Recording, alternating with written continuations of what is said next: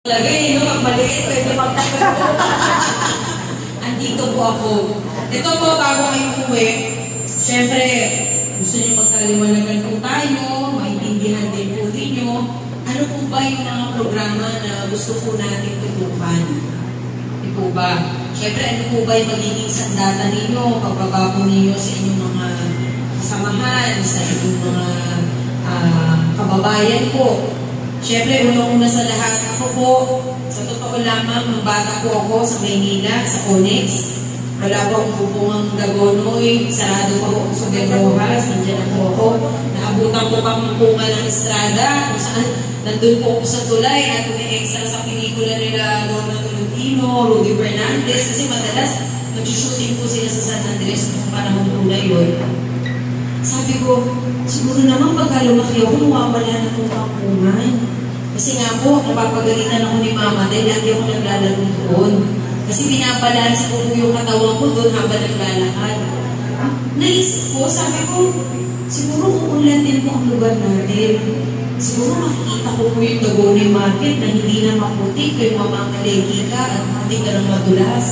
Pinangarap ko din po na makita na maging maganda rin po yung kapaligiran natin kahit hindi naman siya malalang bahay. Pero yung magkaroon ka ng tirahan, tahanan na malinis para din sa kalusugan po ng mga tao. Pero habang tumatagal, tumak po ako ng elementary, ng high school, ng college na po ako, nagkaanak, nagkapamilya, ito pa rin po at higit sa lahat mas malalapan.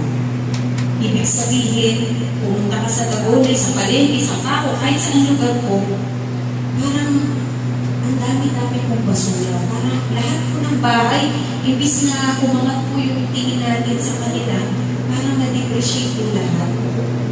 Yung tahanan po na nakita ko ng bata ako, second floor, naging first floor na lang. Kasi pataas ng pataas po yung kalsada. Pataas ng pataas po yung lugar. Pero yung tahanan, iiwanan po. Kaya sabi ko, ba, itong bahay na mataas noon, naaapat ko na ngayon. Kumbaga, kung titignan po natin yung sitwasyon noon at ngayon, masasabi po natin walang magbabago. Kung hindi, parang mas tumala pa. Pero ako po, ayoko pong manisin ng ibang tao. Ayoko pong batikusin sila dahil kung baka hindi nila nagampanan. Ang kailangan po natin, matutukan po kung ano yung kailangan po natin programa, yung paraan na mabibigyan po ng solusyon ng lahat. Una na po sa lahat, syempre kailangan po tayong maglagay ng mga pangkabuhayan talaga sa bawat barangay po sa buong Maynila. Pangkabuhayan po talaga dahil para kaya din po natin tumayo sa sarili natin kung sakali na tayo po ay hindi matulungan ng gobyerno.